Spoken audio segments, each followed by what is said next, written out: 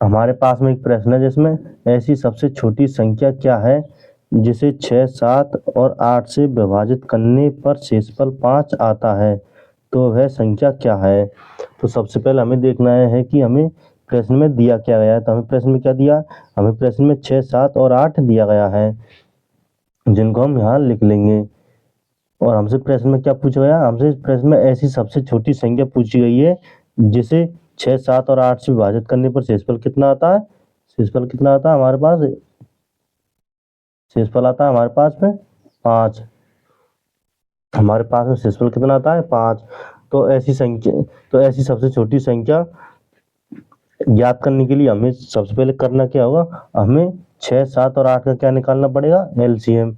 तो हम 6 और 7, 8 का क्या निकालते हैं, एलसीएम। 6, 7 और 8, इसमें हम 2 का भाग देंगे। 6 में कितनी बार जाएगा, 3 बार, और 7 में नहीं जाएगा। 8 में 2 का भाग 4 बार जाएगा।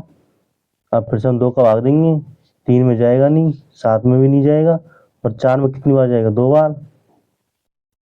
एक बार फिर हम 2 का भाग देंगे, 3 में जाएगा नहीं, 7 में नहीं जाएगा, और 2 में कितनी बार जाएगा, 1 बार।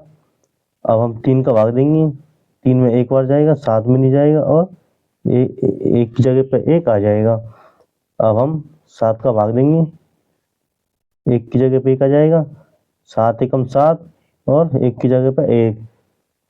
अब हम इनका गुना करके क्या निकाल लेंगे, इनका एलसीएम। तो 2 गुना 2 गुना में 2 गुना में 3 और गुना में 7। अब हम इनका क्या करेंगे, गुना 2 दूनी की 4, 4 दूनी की 8, 8 का 8, 8 दूसरा 8 किया 24, 24 इंटू 7 का जो कितना आ जाएगा, 168। तो एलसीएम कितना आ गया हमारे पास में, एलसीएम आ गया 168। अब ये जो 168 है, ये एक ऐसी संख्या है जो 6, 7 और 8 से विभाजित होने पर शेषफल कितना देगी, 0। ये कितना शेषफल देती है हमारे पास में, 0 शेषफल।